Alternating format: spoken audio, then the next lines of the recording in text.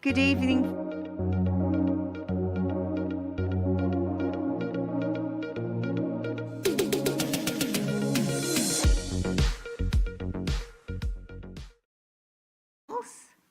And I'll introduce you to our speakers later, just some general housekeeping. So we're Brighton AI. This is part, for those of you who do not know, who are here for the first time, what we do is we have monthly keynote speakers, we do workshops, and we are here for the AI community in Brighton and beyond. If you're not part of us, please join us. We'd love to have you with us. And this is who we are. We're volunteer-led, and we always welcome anyone who wants to help us. Just come and see any of us, and if you want to get involved, we'd love to hear from you. So, and a big thank you to our existing sponsors, and we'll hear from them later. And if anyone does want to sponsor us, we would love to hear from you as well. So thank you to PlusX for sponsoring this event, and also AI Mango. And I think, Kerry? Oh, yeah. There you go. Thank you. Any opportunity to get on the mic. Hello, I think I've met all of you at the bar. My name is Kerry, and I am the location manager here for PlusX Innovation. We're an innovation hub that helps bold thinkers do bold work, and we do this with access to our unique facilities, like our prototyping workshop or our podcast suite. Some of you may have even been a guest in there. We also have programmatic support, so accelerators and incubators designed to help your business scale and grow. And we have the most gorgeous collaborative community. I can see a few familiar faces in the room tonight. And we think the real magic happens when people come together and make great things happen together. In terms of health and safety for this evening, we have not scheduled a fire alarm test to go off in the middle of the event because we are very good at organising events. So as a result, if you do hear the fire alarm, it means we will be evacuating, which for us means going to the B&Q car park just behind, and then you'll see me with a frantic look in my eyes trying to make sure that everything's okay to come back inside. Likewise, I don't think it's going to pop off, but if it does, I'm health and safety and first aid trained, so I'm here to make sure that you have a safe and happy evening. Please don't injure yourselves. It's just myself from the PlusX team tonight, so fingers crossed. And if you are interested in membership or having a free trial, come and speak to me. I'll be downstairs at the bar. We can get that booked in for you as well. Have a gorgeous evening.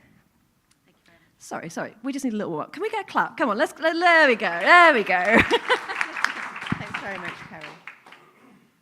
And just to let you know that we're part of Silicon Brighton. We're part of that community. And we will be taking photographs during this session. So finally, to our first speaker. And I'm delighted to present Amber Foster. And she's going to be talking to us about AI for legal leaders. Amber is a former general counsel turned an AI trailblazer. Amber helps legal professionals cut through the hype and harness AI with confidence. She brings a sharp mix of AI governance insight, strategic thinking, and human practicality to every conversation about AI. Please join me to welcome Amber.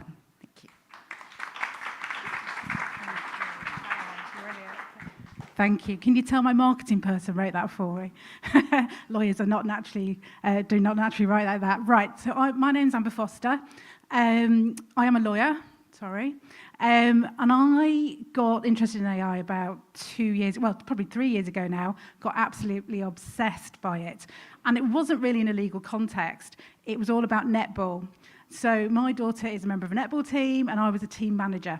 And I had to organise all the team schedules and had all the parents saying, my little darling really, really wants to be on this team playing in this position. So my husband said, why don't you try this new AI thing? So I put all the details in and all their preferred positions, and I had 13 matches with 7 girls, and they all needed fair play. And it popped out. And it gave me all the rotations. I thought, that's pretty good. And then the magic happened for me. I said, now can you put that in table form for me? And suddenly it took the words and put it into table form. And I thought, lawyers could really be using this stuff. This is about language and formatting language and chunking up language in different ways. So then I went off and became an AI governance practitioner. And now I advise businesses on AI contracts, I like to say I go in and teach legal teams and law firms how to think about AI and how to use it. So a little bit about the current view from legal. It's so confusing if you're a lawyer right now. The amount of hype on LinkedIn and at all the conferences I go to is absolutely unbelievable. And if you've not, if you're taking baby steps and you're just using ChatGPT, this stuff is absolutely terrifying. So this is June. I think this is taken from June, which is Legal Tech Hub. They do this every so often. And these are all the vendors out there that are trying to sell AI to lawyers. Yeah. They're probably not that, and my prediction is they're not all going to be around for that long. The two big ones that we're hearing about right now are Harvey AI and Legora are the two big ones. Good products, whether they'll get taken over by something that Microsoft comes along with, who knows? Don't know if Google comes along. So at the moment, it's really confusing if you're a lawyer. So what does a lawyer do? What could a lawyer do with AI? So these are some of the things that I do, and some of the things that I go and teach people how to do. I'm going to start over here, drafting. These are large language models. They are excellent at language, but they are not excellent at drafting full contracts. They are excellent at short things.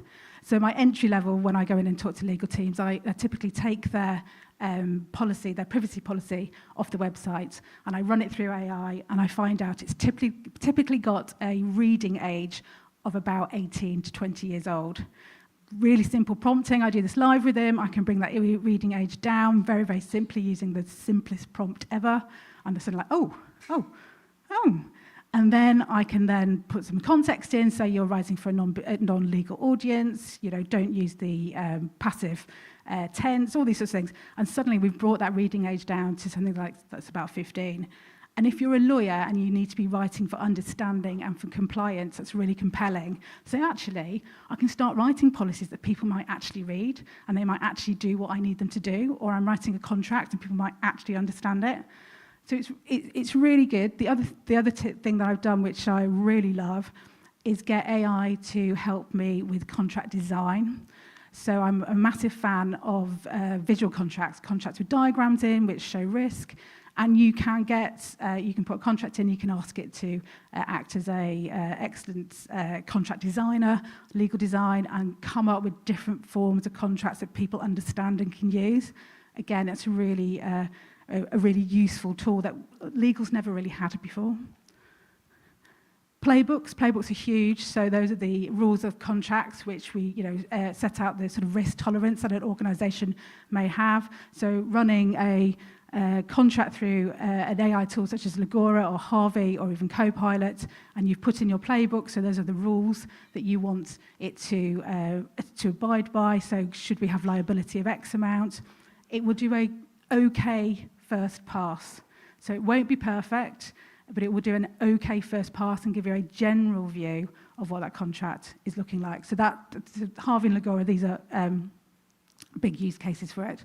E-discovery, one of my clients is a global e-discovery company, and e-discovery has used AI for many, many years. They've used machine learning to chunk through reams and millions of documents to work out are they relevant for litigation or for investigations or not. Now, it has always needed to have an expert in logic to help people do that before. But now with generative AI and large language models, people can talk naturally to this AI and just say, find me all the emails about this particular thing, and it will pop up. Again, not perfect yet, but it's going to really revolutionize e-discovery. A source of truth. So legal teams tend to be a source of truth in their organisations. So they hold the corporate knowledge. So they're always being asked, can we have the certificates of insurance? Can we have the articles of association? Can we have the policy? And so it also, when they have RFPs, quite often they're sent to the legal team, could be sort of 30 questions around privacy, and the lawyers are spending a lot of time going through. Now you can have your source of truth in something like Legora or Harvey or Copilot, and you can get people to start self-serving. So you've got lawyers not sending out documentations, not acting as a mailbox, they're actually focusing on the legal work, whereas AI can generate and automate those self-serve self-serve tools. Research is a really interesting discussion. Should we be using AI for research? Because it's not accurate. It is not a research tool. It can hallucinate and it can give us incorrect answers. I have used AI for research with clients, but I've done that in a really specific way. So I've agreed with the client. They're very, very aware of the downfalls of AI. And we've used it together with paralegals. So I've used ChatGPT deep research, very, very structured prompts. We were trying to get an assessment of global rules around the world on employment contracts. We'd asked KPMG, could you do it? And they sort of quoted this horrendous price for doing a full-scale review. So actually working with the client, we really narrowed down the countries that they were interested in. We prompted, we got deep research, and then we ran it through Perplexity to double-check it. And only after we'd done that, we got the paralegal to then look at all the sources. And we made sure that when we prompted it, the sources were all regulatory sources or governmental. So you can use it for research with lots and lots of caveats. And the output was that we didn't have perfection, but it allowed the client to then go off and then talk to KPMG about the territories that they were actually interested in. It kind of gave them a head start. Document management, great for chunking through lots of documents. So I like to think of this as quite often companies leave money on the table with contracts. So there might be all sorts of things in contracts like pay review clauses that get forgotten about. It's really good if you can put contracts, large numbers of contracts, and work out, did we miss any price increases? Did we miss the opportunity to do any change control and where we could have increased our prices? So suddenly legal is actually helping the business spot where they can make more money. And M&A, I mean, again, this is like chunking through lots and lots of documents in M&A. It can really, really speed up. It's been around for quite a while. AI has been used to recognize types of documents, but now we can use natural language to interrogate those documents. This is where I think we'll go as lawyers. So we've got the rise of legal engineers. So there's a new type of job around, which I'm really excited about because I'm hoping that it will broaden the diversity of law. So we've got people building. So we've got people with legal knowledge now building tools. And I think this is one of the joys of AI, is that any law firm or legal team can have bespoke tools that they couldn't have before. Whereas before you had to buy a big CLM type tool and it forced you down a particular workflow, now you can actually build stuff that reflects your workflow. So we're going to see the rise of legal engineers, and I think the lawyers that can learn to build are going to do really well. And that's what I say to all GCs. If you can put one thing on your PDR for people this year, it's just try and build something. Doesn't need to be legal, but by building it, you start to understand a bit more about data. You start to write your contracts differently. You start to work out what's a variable in your contract and where you might want to put it. So I just think everyone should be trying to build something. And this is what I do a lot. I use it as a thinking partner. So I don't necessarily prompt to get a contract or a clause. I use it to coach me. So I've got a couple of things that I do. So negotiation plays. So if I'm prepping for a negotiation, I will use AI to help me with that. What could be the arguments coming out of it? What could be market? What's out of market? Help me be more creative in my arguments. If you speak to AI, which I'm sure lots of you do, you can rehearse it, because if you say it, you're much better in a negotiation. So I use it for negotiation plays and stress testing clauses. And then a couple of things I've done is I love the 5 Whys coaching technique. I don't know if anyone uses it. It's a coaching technique invented by Toyota to get you to the bottom, the root cause of a problem. And you put your problem in, and then it asks you 5 times, why, and you get to some really great insights. So I've done myself a little GPT that I use. So if I'm struggling, I put that in, and it helps me think differently. And then I've got my disruptive boardroom GPT, which I love, because I've got a bit of a blind spot. I'm a lawyer, not an accountant.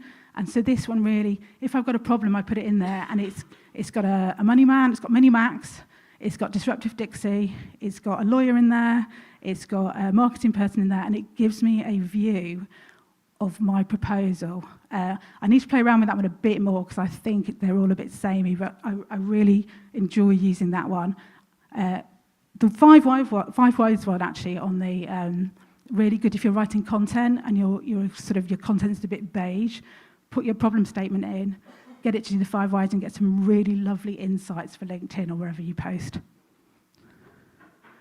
So the challenges are, well, you saw too many tools at the minute and we're having to go to too many places. So lawyers will not want to go in and out of different tools. So we need to find a way that AI works where they want to work. Security and governance is huge for law firms and for legal teams. It is really hard to get AI through some companies' governance committees. I sit on a governance committee and I see the arguments between the experimenters and the risk-aware people. So that's the InfoSec and lawyers. So if you're starting out, I always say start with Microsoft, if you're a Microsoft company, because you can get some access to Copilot, you can start prompting, you can start building some small agents to do things, and that's already within your InfoSec environment. It's probably already been signed off. Lawyers are not natural experimenters or risk takers. So that's really holding us back, particularly when we're getting all this hype and they're telling us, like, do this, do this, do this. Actually, we just need a bit of space to experiment. And actually, I go in and talk to GCs, and we're actually having basic prompting lessons. They're at that level, okay? Client demands, it's going to be really interesting. What are law firms going to do with their billable hour? So when work has sped up so much, clients will not want to pay by the hour. Don't know where we're going to end up. It's going to be really interesting. We're probably going to end up in more fixed fee arrangements, but whether law firm partners will like that because it's not, don't make as much money, who knows? And in-house legal, I think we'll probably see initially less paralegal roles, in-house legal, more senior roles, but I think we'll then come back because we actually need to have some good thinkers. So it would be interesting what happens there. And then ChatGPT and Claude, so we are seeing loads of people doing their first drafts and presenting them to us. Some law firms do not like that and have put in their terms and conditions that they will charge you extra if you come to them with a AI-generated first draft. I don't think that's, it's a bit short-sighted because, they're the client. You've got to treat them like a grown-up if they want to use ChatGPT. But the downside is people using ChatGPT and Claude as advisors. So you're releasing confidential, sensitive information, privileged information. So, for example, you've got an employee dispute and you decide to go to ChatGPT or Claude first, then you do not get any protection over that conversation, and it could be your prompts could be disclosable in court. So there's a bit of education to be done around it. But I think we're going to see loads and loads more people coming to lawyers with their first draft done by AI. And then this is really what I'm working on at the minute. So I'm working with some law firms on their critical thinking because I passionately believe that we can have the best of both worlds.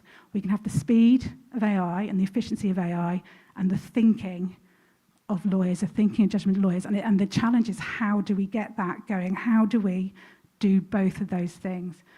So I'm working on a project called Human Superpowers, where we are going into law firms and we're teaching them critical thinking techniques, habits, about how do they move beyond AI work slop and then go into actually what clients are paying them for, which is their judgment and their wisdom. So I've got one coming up with trainees and newly qualifieds, through to working with a large law firm on a number of modules, and we're looking at other professions, so red teaming, or what does the medical profession do about feedback and reflection. So trying to draw on that to teach the legal profession how do they get the best of both. So that's all from me. Thank you very much for listening.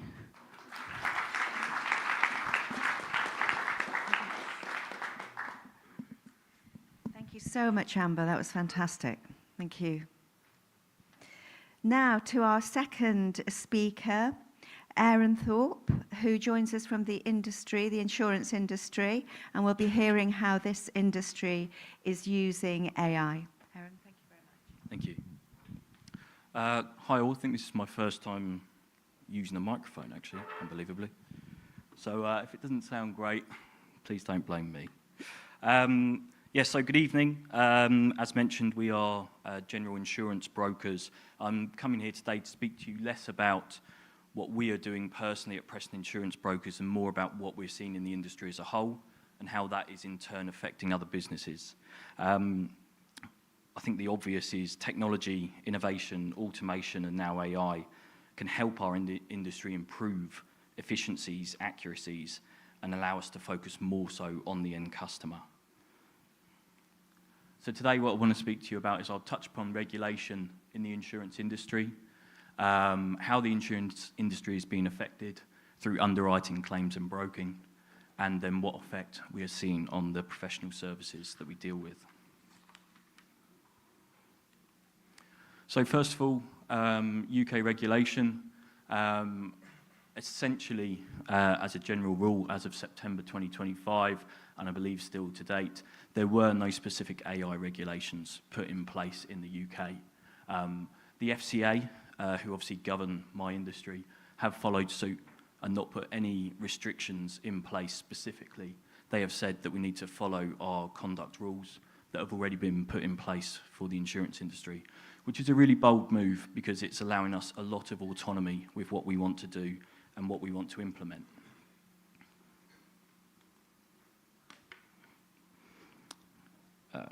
So it's the responsibility of insurance professionals using and supervising AI to ensure ethical outcomes. We need to show no bias, accuracy, transparency and fairness in the work that we do. Underwriters cannot provide a black box for outcomes. We must have humans in the loop for this element of AI. So breaking down my industry, we have underwriting, claims and broking. When I consider AI within the industry and how it's being implemented, I must think about these three things. Talking of underwriting first, we're seeing some insurers jumping in with 2 feet and others holding back, watching and waiting what's going to happen. Zurich specifically are using AI and machine learning to analyse unstructured data, helping with the risk and selection and pricing. Zurich are also using generative AI to help summarise policy wordings and compare complex multinational insurance programs. Another insurer called Sequence has a trading platform which uses intelligent algorithmic underwriting and external data enrichment so brokers can get quicker quotes with fewer questions, which we can pass on to our end clients. They use AI insurer tech to feed hundreds of property location and other data attributes into their underwriting processes. Thinking about claims, AI is being used to triage claims, detect fraud and speed resolution. Again, we're looking at the back end of our industry, not the front end. We are still people at the front and AI is assisting us from behind. Broking. Whilst brokers in general are dipping their toe into AI, it seems to be more so with marketing, note-taking, and more easily creating meeting summaries, whilst having the obvious benefit of faster, more accurate results and being provided by insurers. And I hope in time that will ultimately give us potentially some cheaper premiums, but I'm not hanging my hat on it. To sum up the outcomes that we're seeing within the insurance industry is implementation of relevant technology, helping improve efficiency and admin work, allowing fraudulent claims to be more easily recognised, giving both brokers and insurers more risk information to work with, saving time and giving appropriate cover. We're also seeing how underwriters consider AI development companies themselves, as well as how they're viewing the risk of the use of AI within all businesses seeking insurance cover.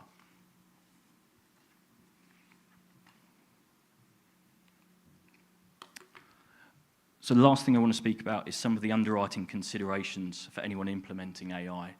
And this spans across not just my industry, which is governed by the FCA, and as our first speaker said, it can be across lawyers, it could be across accountants, it could be across all industries. But the things that we need to consider are, how do I control and monitor the outcomes? Does my industry need to avoid black boxes like the insurance industry does? In our industry, we need to be able to audit what the end outcome is, and we need to be able to demonstrate that to show that we're being fair to the end client. What are your internal AI policies? What cybersecurity do you have in place to protect that? There's a big fear of future AI hacking. Will we end up with biased results? Will we end up with more misinformation out there? And do you need to abide by any industry or trade body regulations? I think that's me. Thank you so much, Aaron. So to our final speaker, I think most of you may know Maria. Maria leads high-impact support projects for scale-ups at Sussex Innovation. She's a project manager with more than 10 years of experience.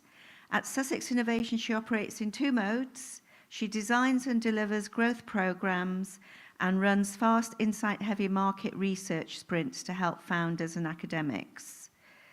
Their current focus is how to use AI to turn market research from a 6-week project into a 3-hour insight engine without sacrificing rigor or truth. So please welcome Maria. Thank you very much. That's me. Can we do a little exercise, if that's okay? Raise your hand if you did any type of market research, if you got any type of customer insight or market insight in the last 12 months. I love it. Okay. Raise your hand if you ask ChatGPT or any AI tool to help you with that research or get to those insights. Probably pretty much everyone. Now, raise your hand if you trust that output enough to make a strategic decision from it. I saw many like, this is an awkward silence. But I love this tension, because this tension, this awkwardness between quality, speed, and trust is precisely the frontier of my job. So thank you very much, Brighton AI, for the invite. I lead programs and consultancy at Sussex Innovation. We are the scale-up lab for Sussex, so that means that we work with organizations that are not thinking in their first 10 users. They are thinking in the first 10,000 users. So I imagine I was invited because AI has entered this market aggressively, but also because I think AI has changed the expectations drastically. The expectations of time or speed, trust, and quality, the tension that we had before. But why is that? A disclaimer here, feel free to critique, feedback, comment in what I'm about to say.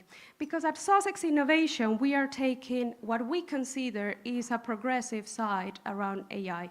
So we are encouraging and allowing our team to try, to test, to experiment, to play, even to pay for tools while we do that.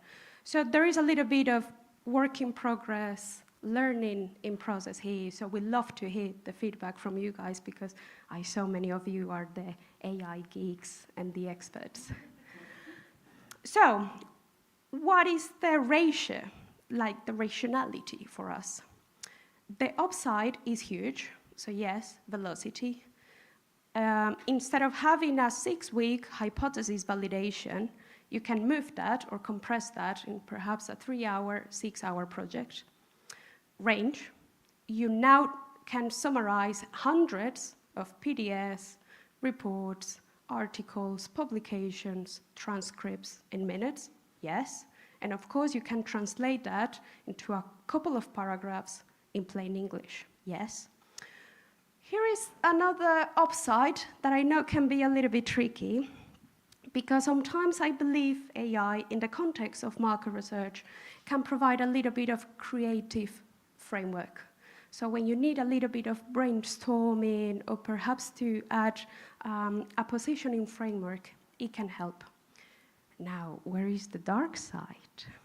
I'm not going to talk about the cons, because we all probably have heard enough about the hallucination, the fake information, and perhaps that's why not everyone said, I fully trust what is the output, because we have heard enough about double checking, about confidentiality, about data protection, about bias. So here are our considerations. But bear in mind that, as I mentioned, this is work in progress. So these are things that we are putting in our mind as remind yourself, consider this, red flag alert. The first one is that AI is great as a pattern generator, not as a truth detector. So it seems that you still need the interpretation of human accountability. 2, I think AI is great in creating a fake consensus. So if you only speak to a synthetic persona, you will get a synthetic result. It's great if you want someone to agree with you. Believe me, it's great to say, you look beautiful, you are smart, you are amazing. I'm winning all of my grants according to AI.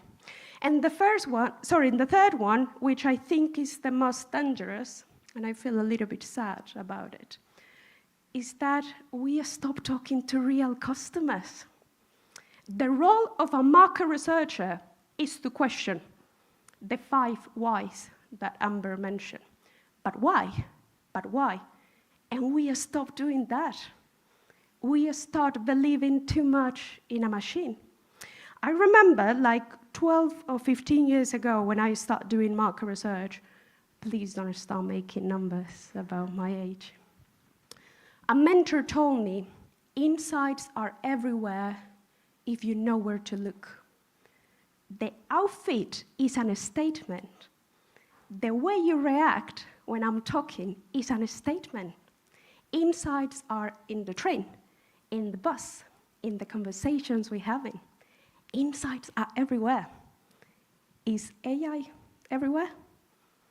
Perhaps yes, perhaps no. And those are precisely the contradictions. So where we think or where we stand is that is the risk that AI is going to take over my role? Let's talk about that in a second. I don't know if I'm going to lose my job, but let's talk about that in a second. I think the risk is when AI makes us faster in the wrong direction, when we are led by the wrong insights. And I honestly believe that in market research, it's very dangerous when you provide a wrong recommendation. It's not that dangerous when you are a little bit slower. It's dangerous when you provide the wrong insight, because MVPs, product developments, financial decisions are led by that. So our approach, which might sound very simple right here, right now, but it's quite complex, is that we said, okay, let's try to integrate human judgment plus machine acceleration.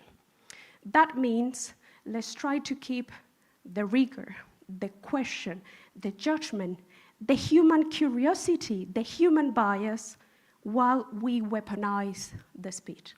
Because AI is not a research methodology. AI is a powerful tool inside a methodology, but you need to provide the methodology. But everything that I've mentioned so far sounds super ideal, and I cracked the market. Let's be honest, I'm gonna lose my job, probably, because AI is now good enough to produce secondary research. So now founders, entrepreneurs, businesses think that they don't need to pay professionals anymore. And I totally get it. If I cannot read your mind, why should you pay me? Like, if you can get a list of competitors, yes, AI can do that. Do you need a quick pricing scan? Yes, AI can do that. Do you need market mapping? Yes, AI can do that. Do you need the market size to prepare your pitch deck? Yes, AI can do that. So what should I fight against that? Where is the added value? So the conversations that we have in is we are trying to guide our operation by principles. First principle, we need to keep it real. Real conversations, real objections, real willingness to pay, real psychology. Sometimes for AI, it's a bit difficult to see it under the human ambiguity and extract the truth. Because that's human craft. That's witchcraft, actually. 2, let's keep it real and honest and transparent with our clients. Why should I charge you for 100 hours of desk-based research if I'm doing it on 20? Where is the added value?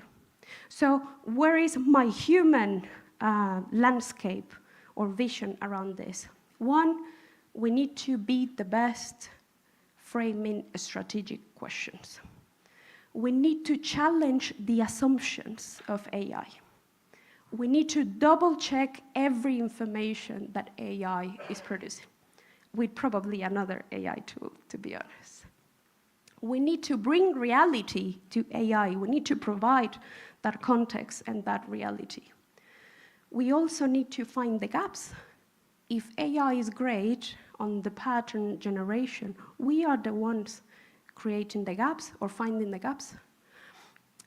So is it okay if I share like a couple of case studies of what we do? And again, I would love to hear the experiences, the best practices. If anyone would like to complain about that or has a better way to do it, we'd love to hear it. So I would say my first case study is funding. Why? Because I would say the most frequent inquiry that we receive at Sussex Innovation is people, businesses, founders asking for funding opportunities, grants landscape. So AI is very good kind of collating all that information. So you download tons and tons or CSV files, and AI can be quite good summarizing the information as long as you have thematic alignment and geography. What we have found is that even when you have great keywords and a good prompt, sometimes it's not 100% accurate, so you will see many grants that were not even open or that are not completely aligned with what the business is looking for. But where is the human intervention to find the right fit?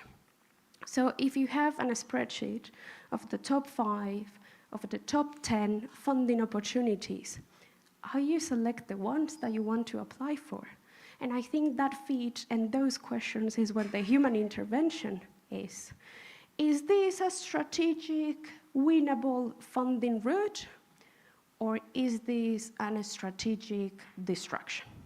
Because of the effort that requires to apply for grants. The second case study, I would say, is a competitor review, a regular landscape benchmarking analysis of your company. So I would say any AI tool at the moment, Gemini, Deep Research, or ChatGPT, the O series, can detect your competitors and analyze, for example, the LinkedIn narratives, the pricing, the strategies, the messaging, the USPs, and then what should I do with that information? So what we have seen is that, one, for ChatGPT, all of them are amazing. And of course, because all of them are using social media and their websites to overclaim a lot of things, I will probably do the same. My LinkedIn is amazing. I've achieved so many things. So that's when we wonder, like, what are the best practices that should I learn from my competitors?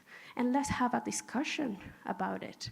But also, in a deeper way, why are they my competitors? Shouldn't they be my partners and my collaborators and perhaps part of my supply chain in this story, in this journey as an entrepreneur? My third case study, and I would say this one is one of my favorites, is the market signal drivers and trends. If you go right now to Google search and find, I don't know, the market size for your sector, you will find hundreds of reports from market intelligence agencies when they will say, oh, your sector is growing by $2 million in 2030, and the percentage of this, and driven by this. Driven by this is what I want to understand. So we use, for example, Brandwatch, which is a local company, or Meltwater, to try to extract the buzzword, the hashtag, the news, the hype, to check those trends and those drivers and those whys.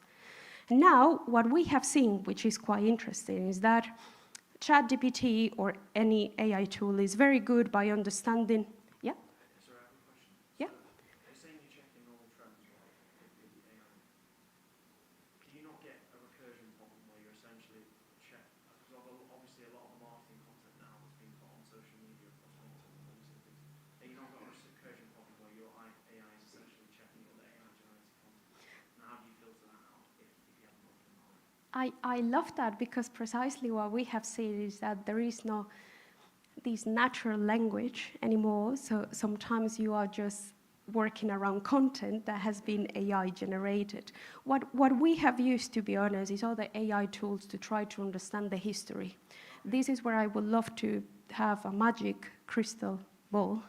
But this is when it's important to understand a peak really means a demand. And this is perhaps when you need to use a little bit of your gut feeling and your expertise and your sense as an entrepreneur, as a business person, whatever is your profession, to try to understand if that peak actually means real demand, if it is a fact, a trend, a fad, or something that will pass in a couple of years. I don't know if any of you remembers, probably 3 or 4 years ago, when NFTs were the thing. I don't even know how many people have recovered the investment of NFTs today. But if you check probably right now, some AI tools might still believe that NFTs were a reasonable investment. This is precisely our job, to try to have these discussions, these considerations, these analyses, these stories. Why Victoria's Secret decided to do a fashion show again after all the equality disclaimers and everything that happened in the 2000s. These are the contextual understanding, the cultural shift, the regulatory shocks that sometimes AI don't understand, because, as I mentioned at the very beginning, insights are everywhere if you know where to look. Is AI everywhere? That's still under the question. But anyway, the conclusion of my speak, that I think I'm speaking too much, I'm sorry. 1, human judgment plus machine acceleration. If anyone would like to agree or disagree with that equation, I would love to hear your comments, because that's precisely what we're trying to crack down. Keep the curiosity, man. Keep questioning yourself, why? Even if you want to ask ChatGPT the 5 whys, go ahead, but keep questioning why I have this output, why I'm receiving this type of responses. And I guess that's all for me. Hopefully that was useful. But if not, I still would love to hear your questions, critique, feedback, expectations, suggestions, recommendations. If we cannot speak today, follow me on LinkedIn, Instagram, Twitter, all of that. Visit us at Sussex Innovation. And that's it. Thank you very much.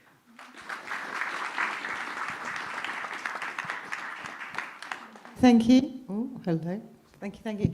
So we saved all the questions for a panel now. So if I could invite all the speakers to come and sit on the sofa.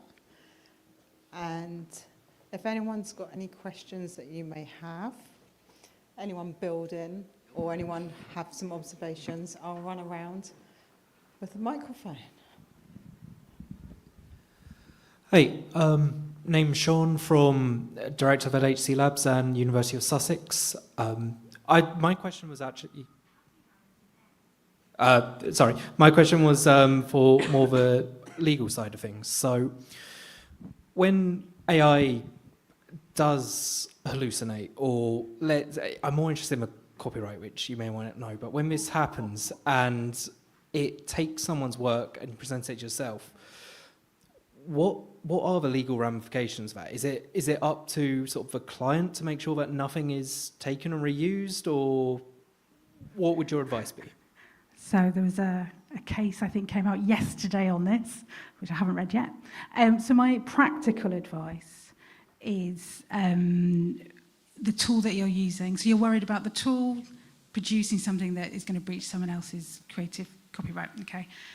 The practical is check your tool. So lots of tools have indemnities. So if it does produce something that is like someone else's, you can go back to that tool owner and claim against them. Whether you can actually do that in practice is quite difficult.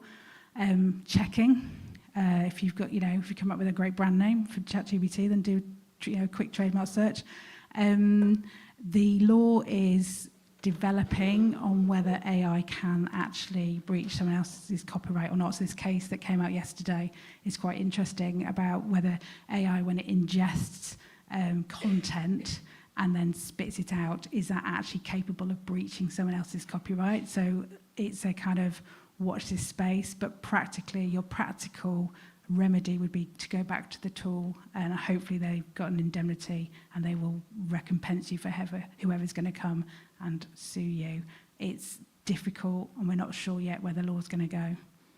Sorry, there's not a firm answer. Just try and practically manage the risk is all I can advise right now. Thank you. I saw a hand up here. Jack, did you have a question? Yeah, this is more on the legal side again, but I mean, any of the panel probably can have some insight on this.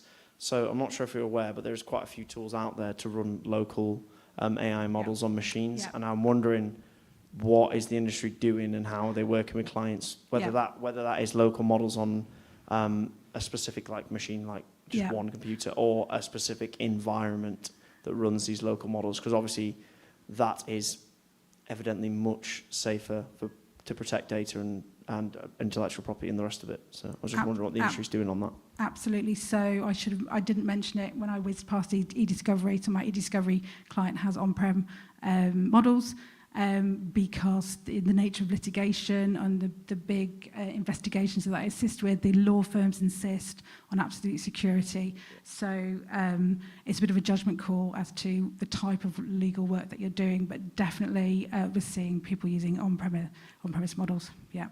And also I think there's a sustainability benefit as well, but not close enough to that to know for certain.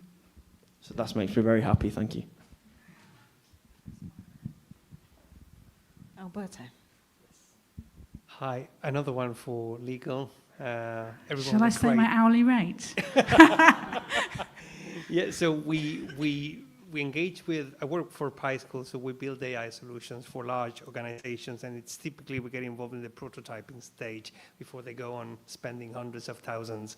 We mitigate the risk by prototyping. And we had a chat with someone with PwC a couple of weeks ago, and there was a very senior lawyer, probably earning about 500 euros an hour. And he said that he was spending 80% of his time copy-pasting contracts. Basically, that's what he was doing. And you mentioned Harvey, so I'm interested in how good is Harvey for that specific use case? Is it secure? Like, does it gather and steal your knowledge and shares it with some old man somewhere in the States? So I want to know how good it is. So the person sitting in front of you, Jeff, I met Jeff and he sat down and he told me that lawyers were the best paid custom pasters he'd ever met in his life. It is a massive issue that we're doing non-legal work that could be done differently by machines. So Harvey and Legora are the two big players, massively backed. I'm more familiar with Legora. They have, they will probably meet most companies' information security requirements, and I'm not an InfoSec person, but they will probably meet that. What you do is you go in, you set up a workspace that is for you or for your team. You can put your materials up there, so your playbooks, your knowledge base, into this workspace and then interrogate that. And then you can upload your own playbooks. But it also has the benefit of, they have partnerships with various legal information providers. I can't remember who Harvey's, one's with Thomson Reuters, I mean, maybe co-counsel, and one's with LexisNexis. So they have this whole benefit of bespoke legal content that they're drawing off as well. And then law firms will be putting in their own materials, their own precedent banks. So no one else can see that, and they are not training the model. So when I look at contract, my first question if someone comes to me is, are they going to train from your data or not? Is my first question. My second question, people may, the answer sometimes is yes, and we're all right with that because we want it to learn from that. And most lawyers will immediately go, no, it can't learn from your data. But actually, what do you want to do with that AI? Do you want to fine tune it? Do you want to make your business more intelligent with it? You might have to let it use some of your data. But Harvey and Legora shouldn't be, and if they do, they're going to have no business left because no law firm's going to use them. Thank you. And for the contract, for building contracts, is it? So their use case on building contracts, they're okay. I do really well with Copilot and I'm quite good at prompting, and I'm very experienced. So one of the issues is that these tools will show you something that's really credible, looks really, really good. And to move away from that, you have to have quite a lot of experience as a lawyer to know, actually, I can live with that or I don't like that. So I think what we're going to see is a lot of junior lawyers using it, and I don't think contracts are going to be targeted enough, and there's no context and no insight into how they've been prompted. So they can do it. I don't think they're brilliant. My future prediction on contracts is we're going to have AI negotiating contracts for the next 5 years. The back end of contracts, the boring bit, I think will be fixed, it'll be coded. No one needs to write a jurisdiction clause in 5 or 10 different ways.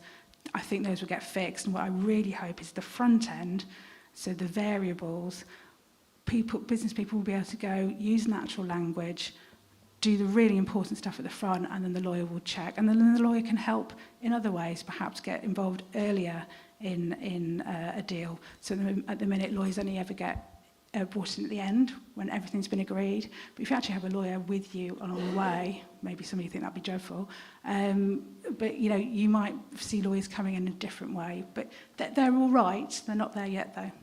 Thank you. So it's a very long answer. Any other questions?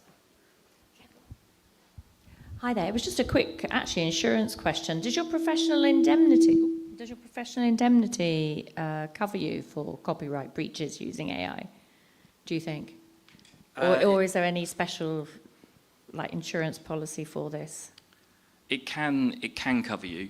Obviously, you need to be able to demonstrate that you've acted responsibly in the first place. But yes, if you do infringe upon someone's copyright, then that will be an extension under potentially one of your types of insurance. So professional indemnity insurance, you quite often have an extension underneath that.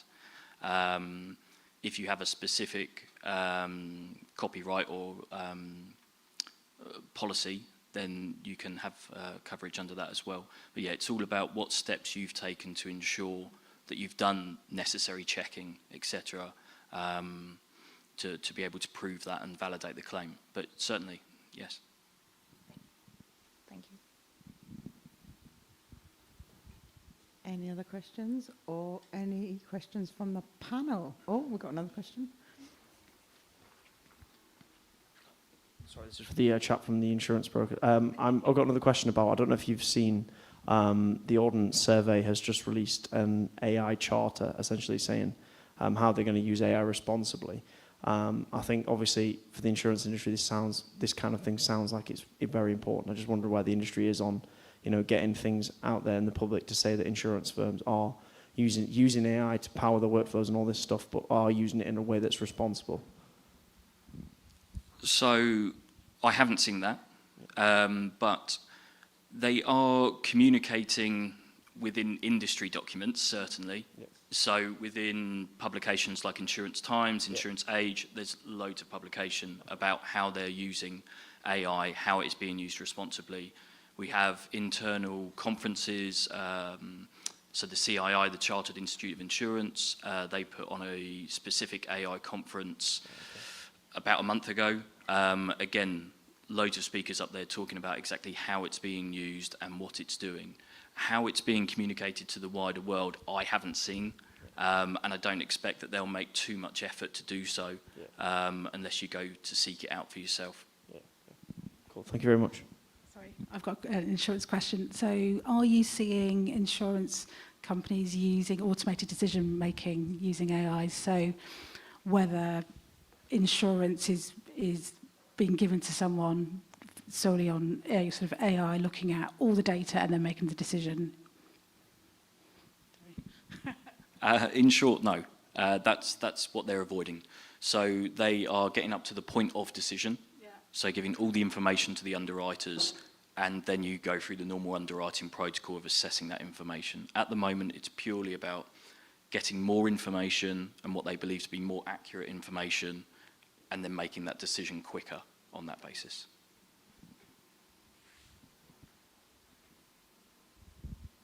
I have a question for Maria.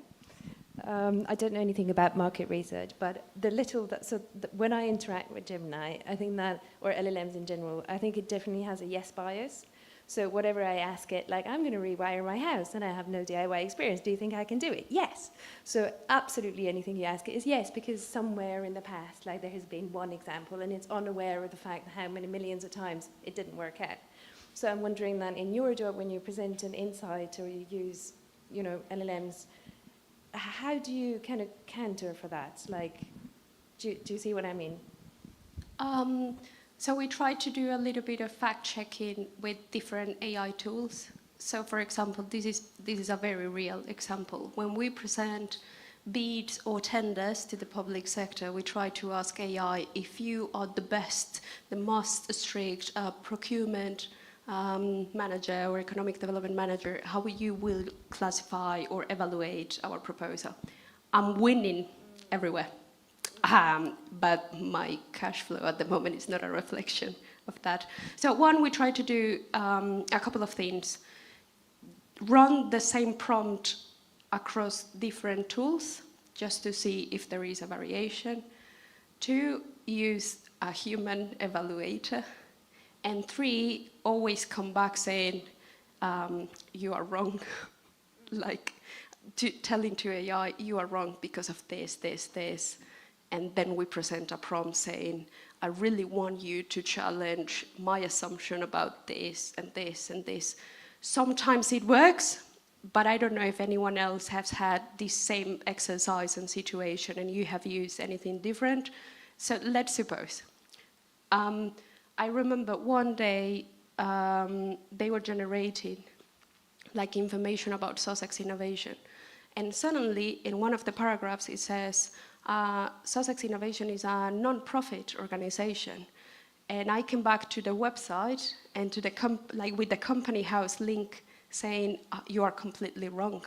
And hopefully the LLM learned, but of course I knew that figure, like I knew that statement. So sometimes I need to double check with other AI tools. I always come back saying, you are wrong, this is the right information, and I try to correct them. But let's be honest, not only about facts, but also about the tone and the language that it uses for political views, for EDI, for things a little bit deeper. Sometimes it learns, sometimes it's just a stubborn kid. But I would love to hear the advice of someone else that has had the same situation, because sometimes I just feel like a mom teaching a kid, say, and that's all what we have done. Hope it helps.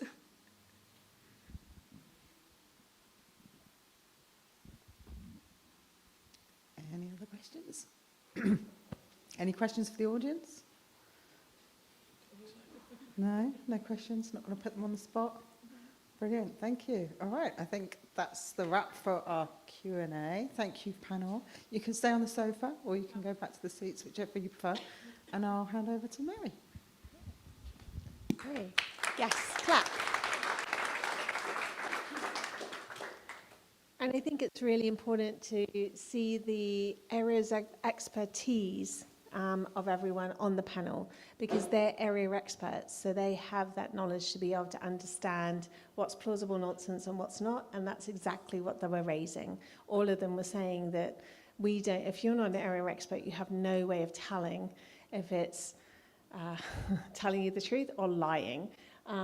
So that's, I thought it was really interesting when you said, Amber, that people, some lawyers are actually saying we'll charge you more if you come to us with AI.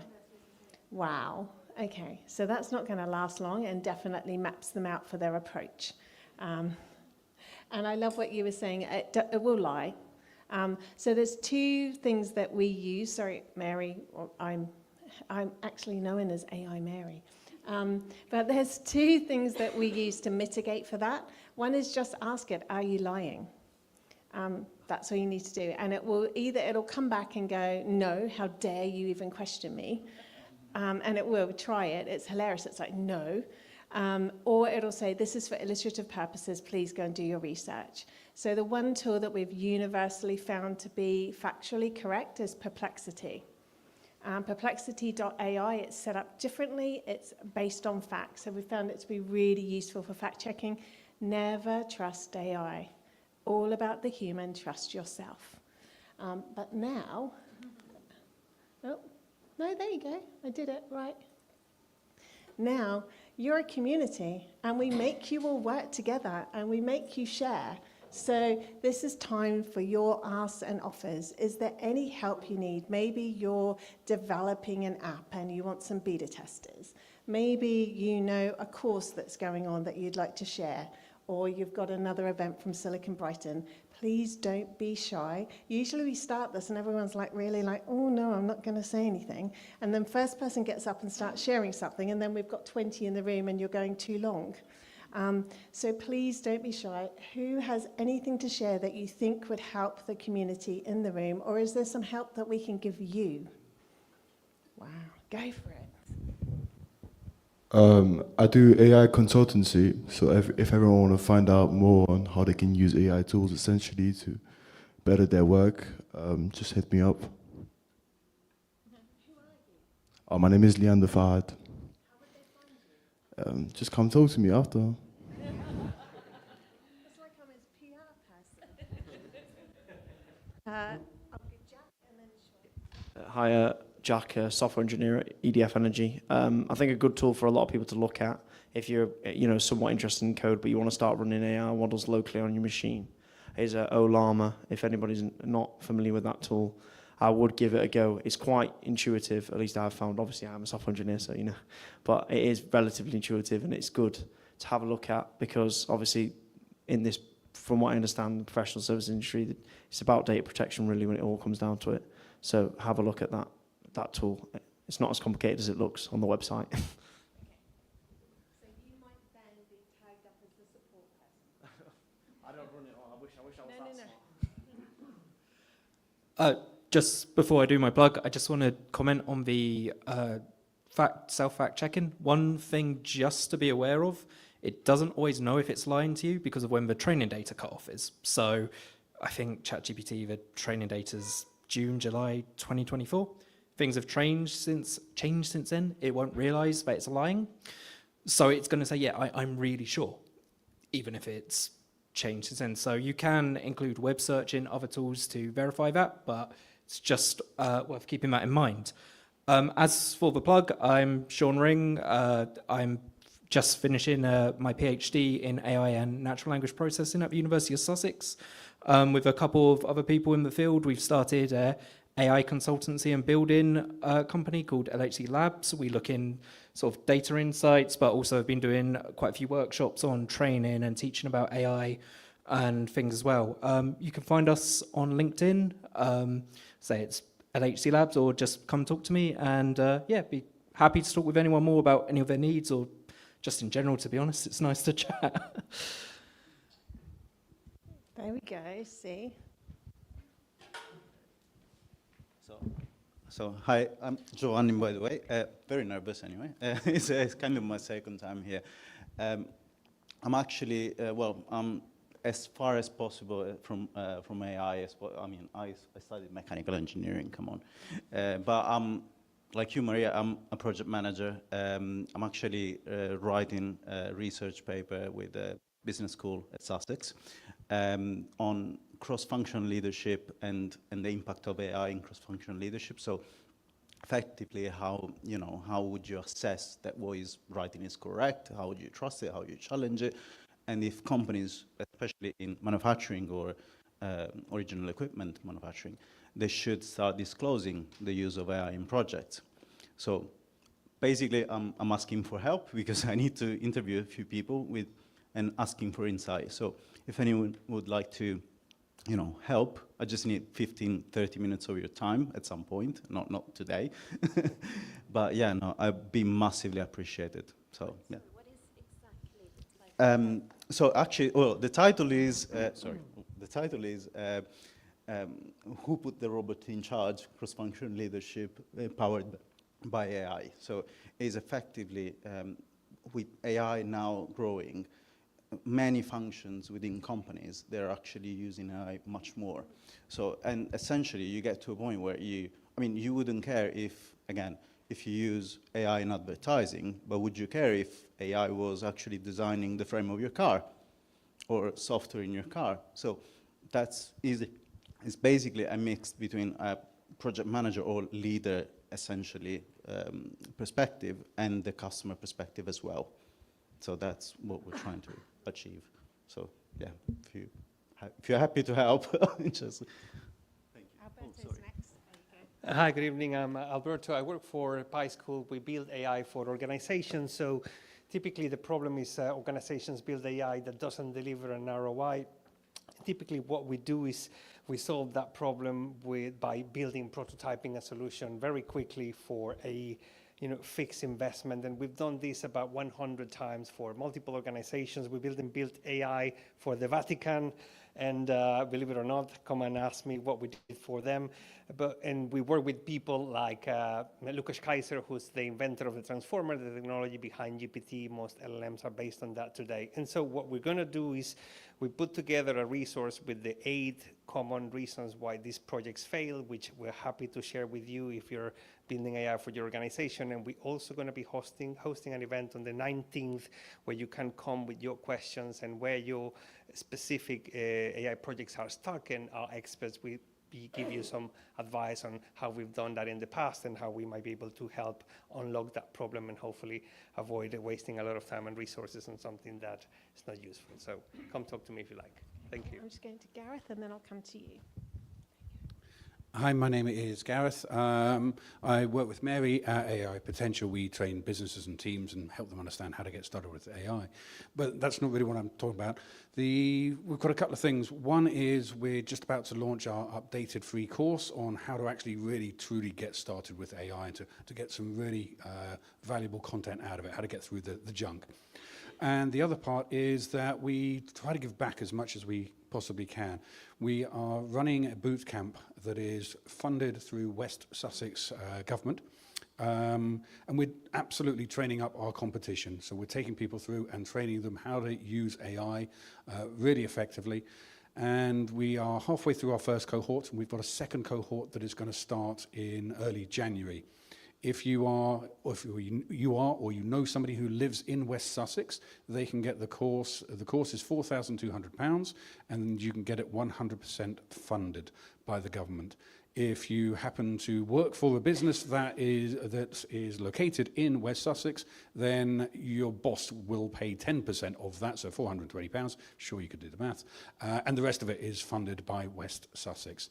There's 1 or 2 people in here who are on our cohort. There's the wonderful Sam over there.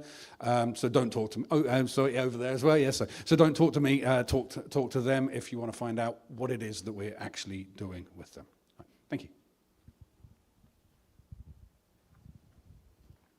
That sounds like a great project there, man.